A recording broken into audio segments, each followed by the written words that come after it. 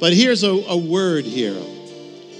In Egypt, there were beams on the house on the day of Passover. It all starts with beams. And then ages later comes our salvation on the same day, Passover, Messiah on the cross. And what's there? Beams.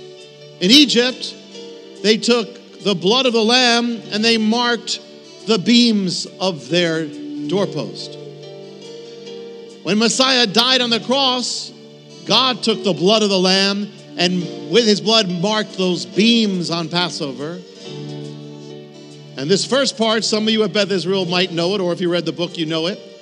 But it's going to go into another thing, and that is that when they put the marks of blood on the beams, they did it in three places: to the top, to the side, and to the side. 3 marks of blood. And if you put that together, connect the dots, it becomes a triangle pointing up from man to God. Then, over 1,000 years later, God takes the beams, the wood. On the wood, he takes the blood of the lamb and puts it on the wood, on the beams, again, in how many places? 1, 2, 3. 3 places. Put it together, connect the dots, it becomes a triangle facing down from God to man. Put the 2 triangles, the 2 Passovers together, you get a cosmic Star of David. And so, here's the thing. In Passover, the door is crucial. The doorway is crucial to the whole thing. Passover is about that doorway. It all happens there. What is a door? A door is a place, or doorway is a place where you leave. And it goes with it because the Hebrews are leaving. They're exiting. That's why we call it Exodus. And it all begins at a doorway, an exit. They're leaving Egypt. They're exiting bondage. They're leaving their old life. They're leaving their old identity. But a door is not just for leaving. A door is for entering. If you're leaving something, you're entering another place. And that links up with the meaning of Passover as well. Passover is not just about exiting, it's about entering. Now we have a book of Exodus, but you might say, well, we don't have any book of entering. Yes, we do. It's called the book of Joshua. That's inherent in Passover. Passover is like going through a door. It's leaving one place behind and entering another. So the Hebrews are leaving Egypt. That doorway represents everything. They're leaving Egypt. When they walk out of there, they're leaving Egypt. And they're entering the promised land. It all begins the moment it's that doorway that does everything. They stay in there and then they pass through it. And on that doorway is the blood of the lamb. And even though they won't see the promised land for a long time, the moment they pass through that doorway, there already is the beginning of their new life. New identity, new freedom, new direction, new everything. They're now not just the slaves of Egypt anymore. They're not slaves of Egypt. They are the children, they're the people of God. So Passover is about a doorway. But now, put it together. The beams of the doorway match the beams of the cross. The blood on the doorway matches the blood on the cross. The lamb at the doorway matches the lamb at the cross. So what does it mean? It means the cross is not just a cross. The cross is a doorway. Get it? The cross is a door. It's a Passover doorway. What does that mean? It means the cross is not just something you look at or something you revere or something you sing about. That's all good. The cross is something you go through. You go into it like a portal. The cross is a doorway that gives you the power to leave everything you have to leave. That gives you the power to leave. A doorway, you can leave. Once you have a doorway, you can leave. The cross isn't a regular doorway. It's not a physical doorway like you can see a physical way of leaving. It's spiritual. The doorway, it's greater than that. It gives you the power to leave not just a place, but anything in your life that you have to leave. The old you, the cross gives you the power. The cross is the doorway to get out of the old. So to partake in the Passover lamb, if you're saved, Messiah, means you can't just be sitting there. You have to be going somewhere because it's a doorway. That means you're going, you're moving. You have to take a step.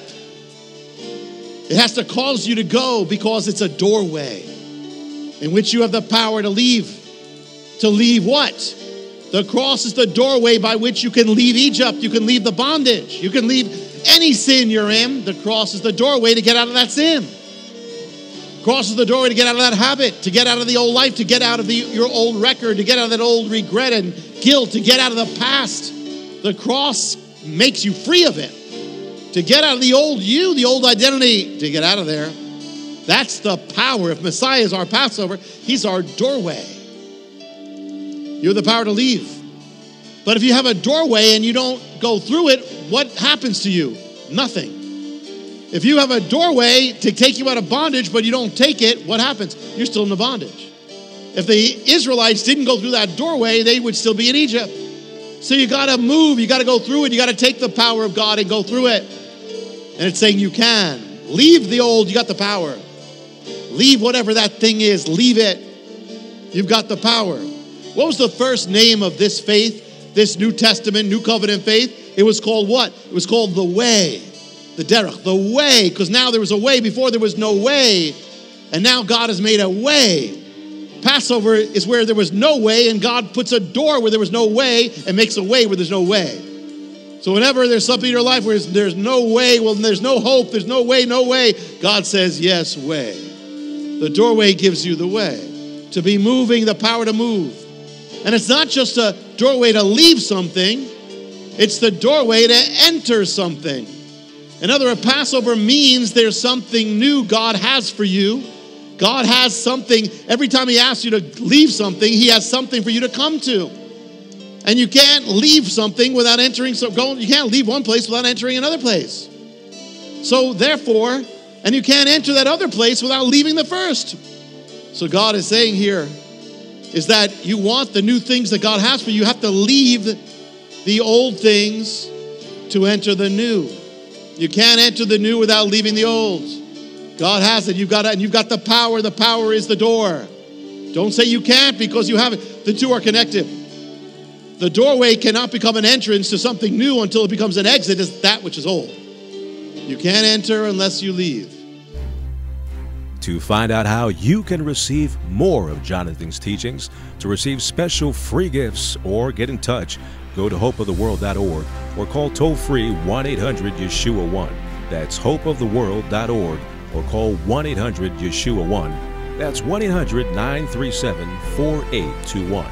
You can also get more at Jonathan Cahn's Facebook page or write us direct at Hope of the World, Box 1111, Lodi, New Jersey 07644, USA. Hope of the World is dedicated to the goal of spreading God's Word and salvation to every land and people. We do this by spreading the word throughout the world and sponsoring compassion projects to the most poor and needy around the earth. To get in touch or have a part in God's work, just write to Hope of the World, Box 1111, Lodi, New Jersey 07644, USA. Or go to hopeoftheworld.org or call 1-800-YESHUA-1. That's 1-800-937-4821.